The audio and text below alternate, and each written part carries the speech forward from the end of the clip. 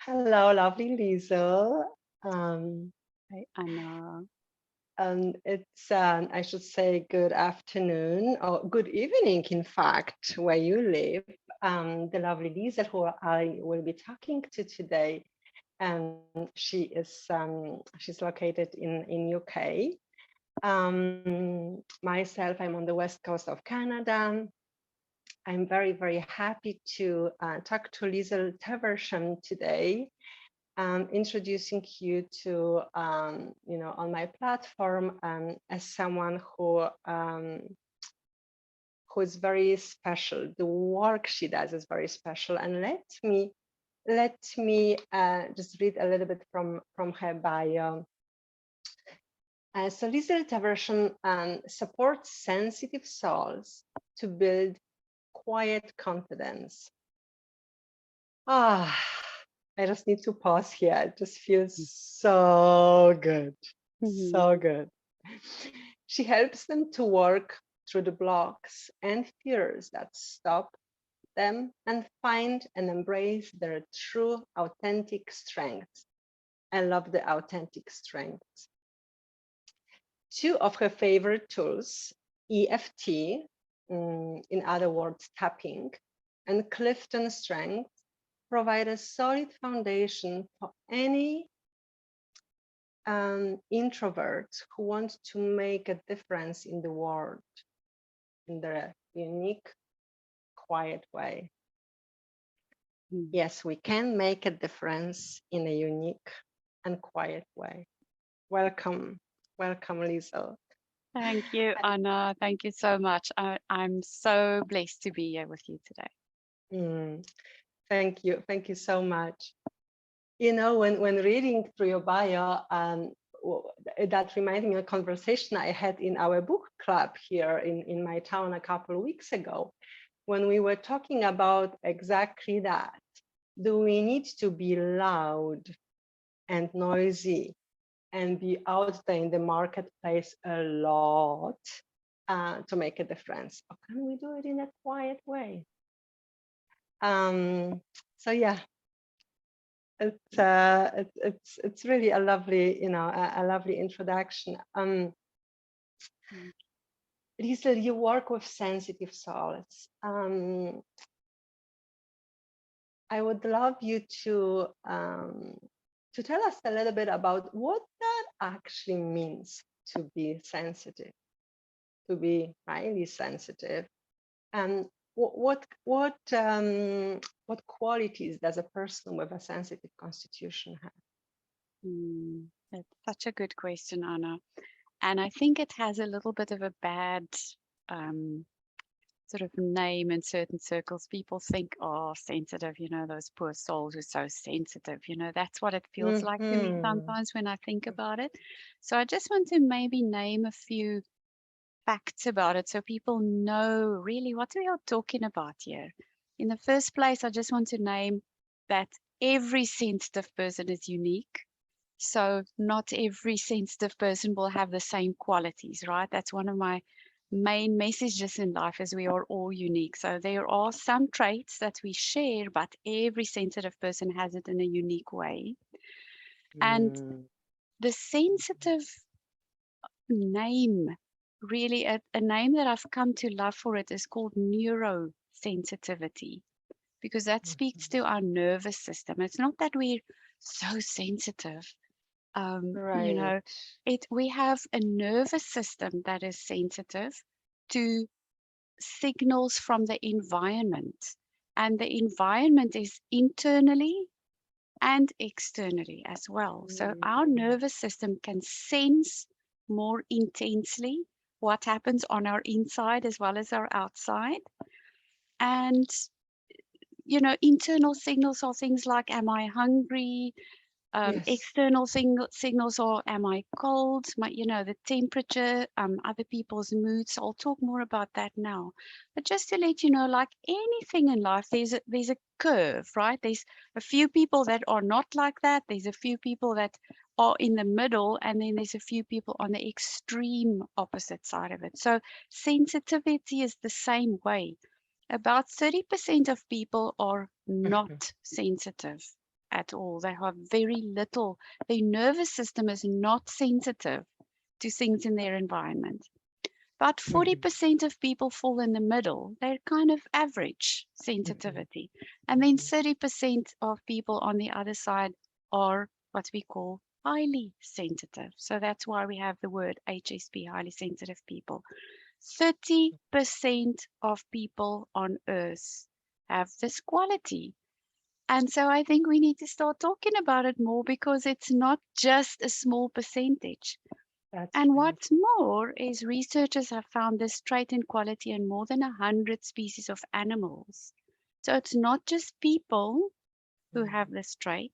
They started seeing it in animals. There are animals who react more strongly to the same stimulus than others in that same species.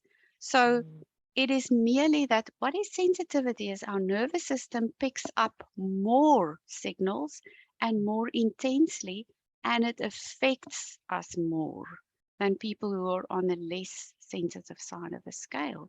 So that's in general what sensitivity is. And then we come to a few specifics about what might sensitive people experience as a result of that. It's things like other people's moods can affect us more because we sense the atmosphere in a room. We sense somebody else's look on their face. They go red, their arteries bulge in their neck. All of that stuff affect us more than somebody else who's not so sensitive. If we are hungry, it affects us more. We can get low blood sugar faster than people who are not so sensitive. If we could be more sensitive to pain, right? So then the more sensitive we are to pain, the more intensely we experience it, the more sensitive to pain we become. So being in pain can be a really traumatic experience for sensitive people. We can be deeply moved by art, music, beauty, things that just really move us, that move through our that we perceive through our nervous system. So we can cry more easily for beauty, for things that are just enjoyable and full of joy. But we can also cry more easily for things that are hurtful, painful, that feel like rejection, criticism, hurt, that kind of thing. We're easily startled sometimes, like we'll get a fright when somebody speaks close to us or a door slams. We are more sensitive to loud sounds in a crowd, outside sirens, like in a city where there's lots of sounds and bright lights, and it can become really overwhelming for a sensitive nervous system. And then there are things like when we go through change in life, big life transitions, moving from here to there, from a different country to a different country, or getting married, going out of a relationship, a new job. Big changes like that do affect our nervous system more. So there's a lot that feel more intense to us, and that means we need more retreat from all of that for our nervous system to calm down and to recover and to get out of the overwhelm of noticing and processing all of that. Oh, thank you so much.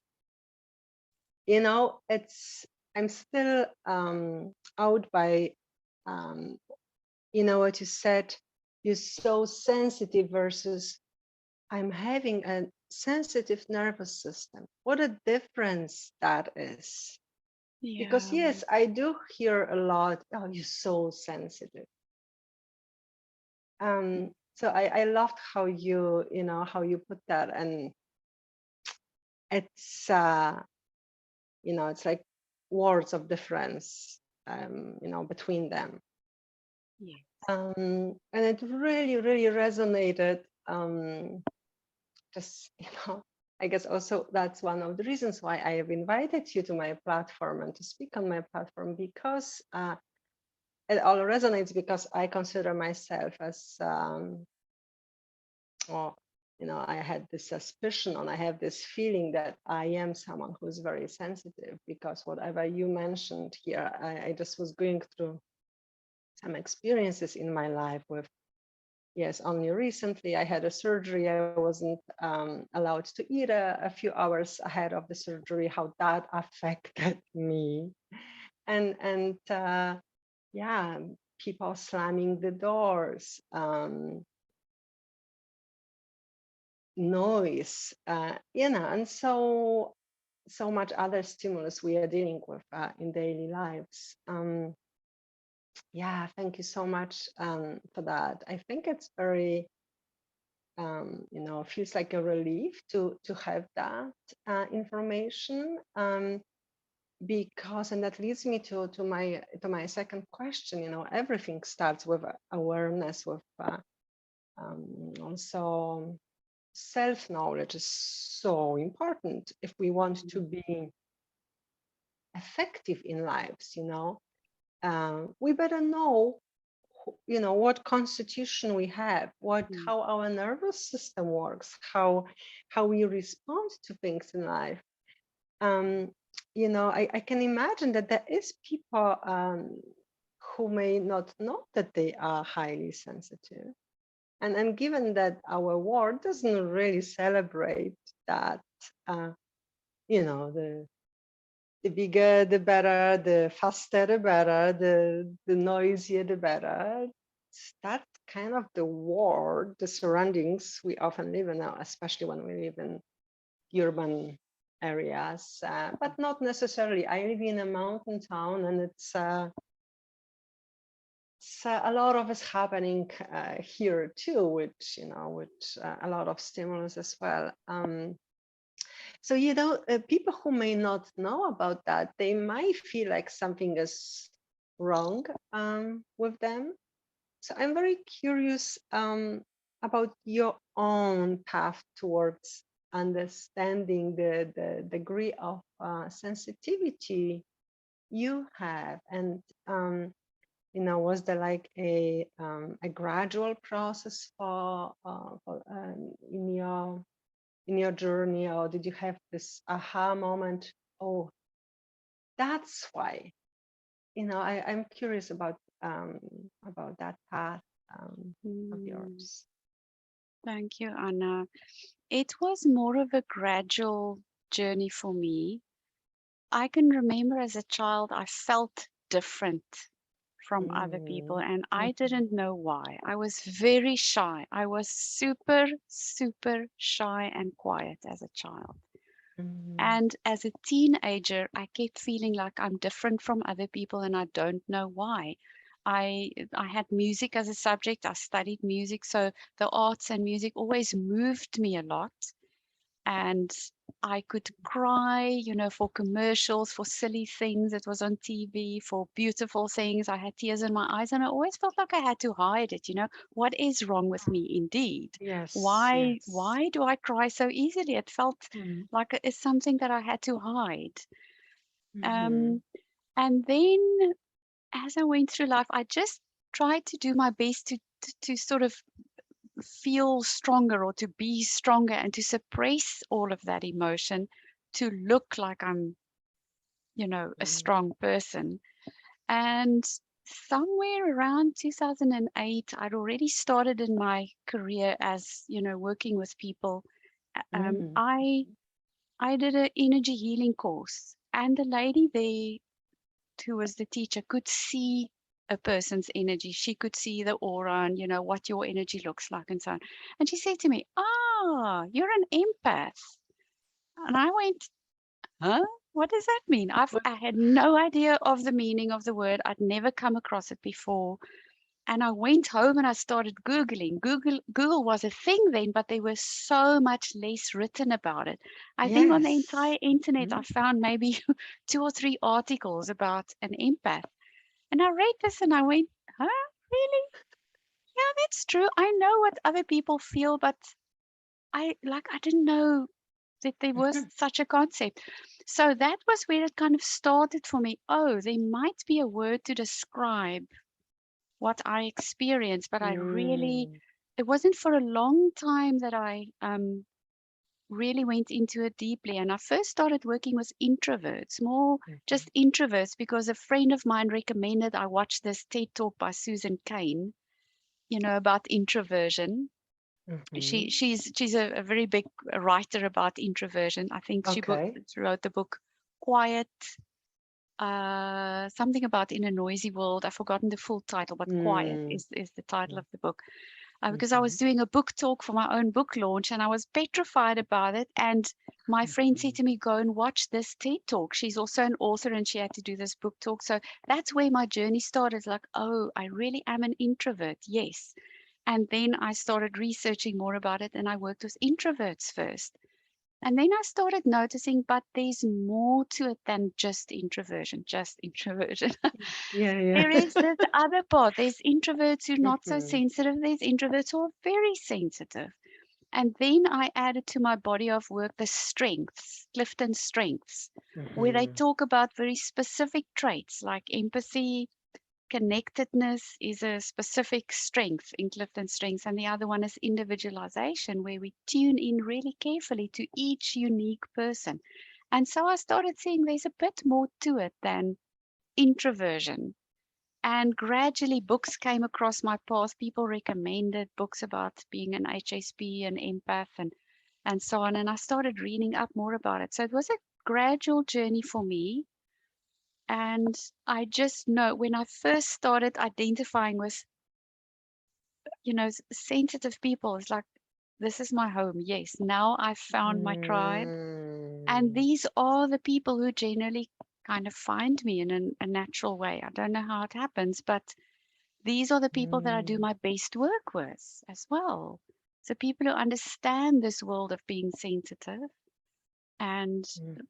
that we need to do things maybe in a little bit of a different way than the other 70%. And it's not Mm. that we are so special. Everybody has some special and unique qualities, Right. but we need to do things in a way that works for our nervous system. Otherwise, it aggravates and frazzles us and we can't be as effective as we possibly can. Yes, and you said that at the end, effective. Yes.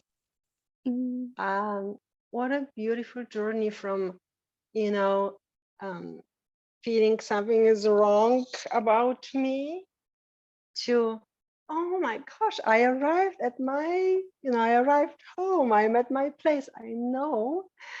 You know, um, I know about me and why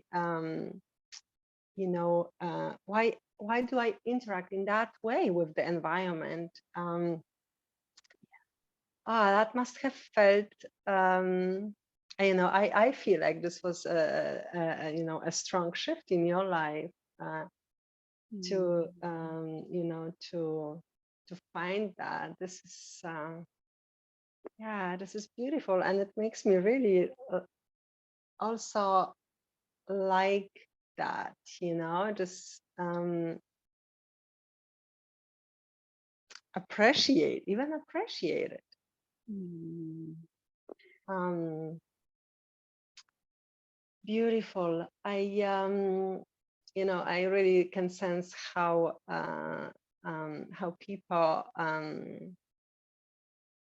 can can how you can lead sensitive people to that, to that understanding, to that truth.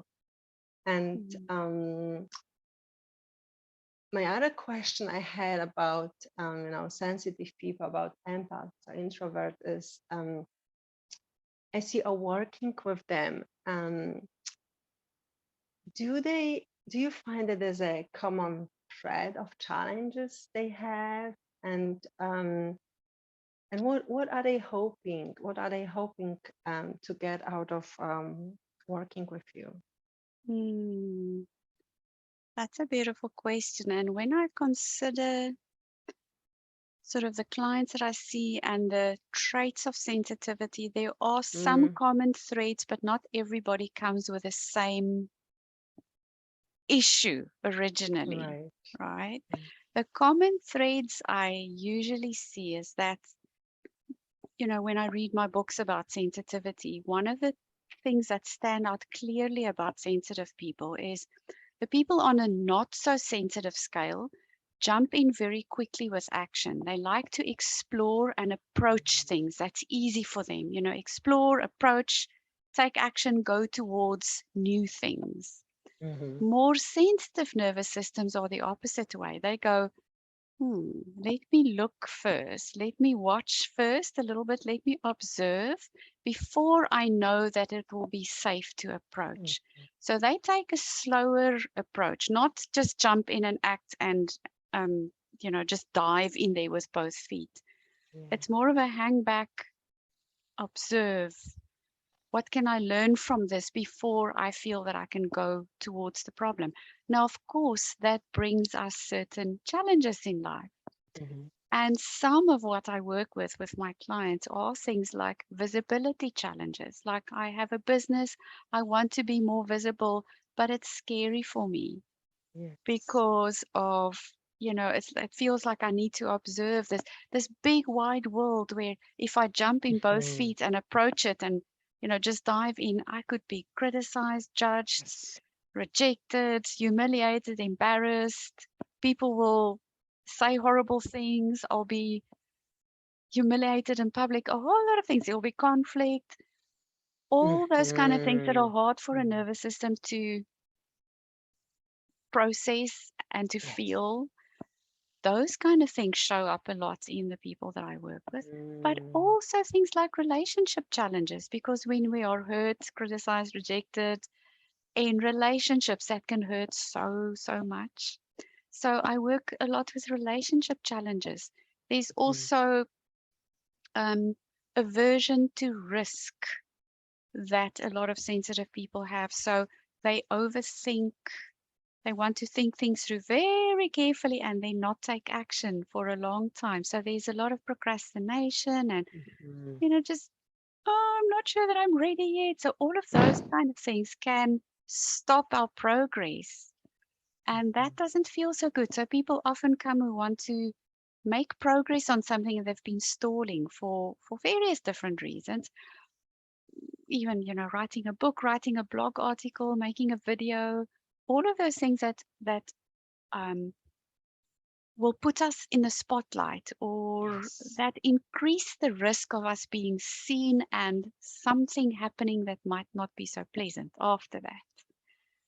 All of those kind of Yes. things. Yes. Yes. It absolutely resonates. Yes. Because we will need to deal with all this range of feelings Yeah. if something goes wrong, if there is a critic following the blog or following the video, yes, there's Mm, seems like there's a lot more to deal with, um, yes. and hence the hesitation. So you wow, that's yeah, that's a lot to overcome in terms of blocks. Exactly. There's a lot of Mm-hmm, blocks, Anna, because usually people have one of three fears, so in general, is there's a fear of mm-hmm, the process is going to be uncomfortable, right? Which mm-hmm. is like, I don't like writing. I don't like making videos. I don't like doing it. It's going to be uncomfortable to do it.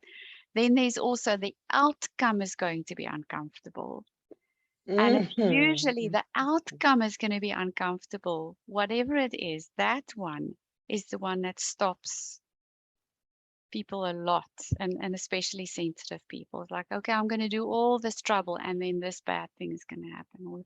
And usually it goes back to something like that did happen in the past, something similar. And my nervous system doesn't like what happened then. So I'm going to prevent something like that from happening again in future. So I'm just not going to go that Mm. route. All happens underneath the level of Yes. awareness. Yes. And you know what also comes to me? The fear of power. What Right. if I do get attention? What if I Right. do get clients who now come to me and are willing to work with me? Oh, that seems a lot too. Precisely. there's a whole lot of other things that can be a fear surrounding that. It's like, what if I Yes. get too busy for a sensitive person? That would be a nightmare. Mm, What if I have too many clients? What if I never have time to mm, recharge anymore? What if I am so famous, that I just get all mhm. this attention and I don't really want it Yes. because I need my quiet time as well? So, Mm, exactly, it's almost like the fear of being too out there makes us put on the brake before we mhm. even have one or two clients. That's right. The visibility. How? Yes. Yes. Um, it's you already said a lot about how you know so we now know what fears or what typical fears the empaths can deal with, and you've also said a little bit how you work with people. But can you say a bit more? I know you have a lot in your in your workshop, in your portfolio. You mentioned Clinton's strengths. In your bio, we talked about, I mentioned the emotional freedom technique. Can you tell us a little bit more how you work with people, and also how people who would feel called to work with you, how they can find you? Thank you for asking. So, the way I work with people is usually we start with some EFT because EFT is a way that Mm-hmm. we can calm the nervous system very, very quickly about things Mm-hmm. that scare us from the future, from the current, and from the past. Mm-hmm. So we use EFT to work on those issues and blocks and fears and concerns and not wanting to take action because what if this, what if that, all of those Mm-hmm. things. So EFT is a really effective and very gentle way to work with a fear. So um, I generally work with people in a program, say, of at least 3 months of committed work together. And we can work together either 2 times or 4 times a month. And then by the end of the 3 months, we know how far we've come. And generally, there's a huge progress in those 3 months. So I don't prefer to work just one session at a time Mm-hmm. because often we start opening a box and then what happens next? We need some Yes. Mm-hmm. continuity. So the EFT is there in the first place to help us start calming those fears and to remove the charge out of what if this, what if that? That thing did happen in the past. I don't want it to happen again. So we remove the charge of it so that our brain can think more clearly about those Mm-hmm. issues. And so we can step into action in a calm, collected way that is right for our nervous system. Not like somebody else does it, not like an extrovert Yes. who steps boldly into action and, go big or go home, that kind of energy. Oh my goodness, it's not right for us. Yes. So we do the work to calm down the nervous system so that we can make plans that are right for our nervous system. Mm, And then I also bring in, usually with most clients, we go through their strengths, their Clifton strengths, mm, to look at the list of how are you built? What is your uniqueness? What are your mm, unique strengths? And how are we going to combine? So if this thing is still scary for you, then which of your strengths can you use to make it mhm, easier for yourself? So it's very mhm. much a combination of we work Yes. through the fears and we look at where are you strong, and don't Mhm, try and build your life on the weak areas. That is mhm, hard. It's mhm, unpleasant. It's mhm. not nice. It's draining. It's like Mm, going against your own nature. Precisely. And Yes. that's like swimming upstream and we go to bed tired and we get up tired when we have to do that stuff. Right. It sounds like a beautiful process, and it sounds like a beautiful gradual process where you build the foundation. No action can be taken when we are confused, fearful, unsure. I mean, action can be taken, but I don't see the results being very fruitful from action like that. So I Yeah. really love how you build that foundation, and then the flower can blossom. Yes, yes. And like they talk in the sensitive world, they talk about the orchids and the dandelions, right? So the dandelions can thrive in just about any environment. That's Orchids need a right. very Oh, I special love that. environment. Yeah. Mhm, So we mhm. we then talk about what's the environment for your special, unique orchid to thrive in, and how can you set up your environment so that it works for you. Exactly.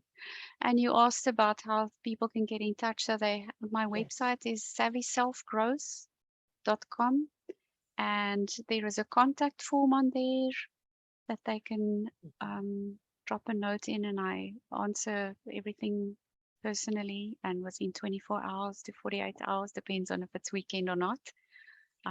So my nervous system can rest. That's it. Nothing happens before that. Yes. That's right. Well, I definitely will share that information, on my social media. But yeah, thanks for giving us directions in how to find you. But yes, there will be some more information for everyone. Take a deep breath right now. It was a very enriching conversation. I'm really so happy I reached out to you, and people who who are familiar with my platform will be introduced to you and your beautiful important work you're doing. So I'm very grateful for that. Thank you, Thanks for your Anna. time, Liesel. Thank you, Anna. It was just a pleasure and a privilege to talk to you. Thank you so much for inviting me, and I really enjoyed our chat. Thank you, and I'm sure we will be in touch and do some more work or collaboration together. Thank you so Have a much. lovely rest of your evening now. And as I'm stepping into my into my Your day day. now. Yes, yes. Thank you so much. Have a lovely day. And thank you to everybody for listening as well. Yes. That's right. Uh, Thanks.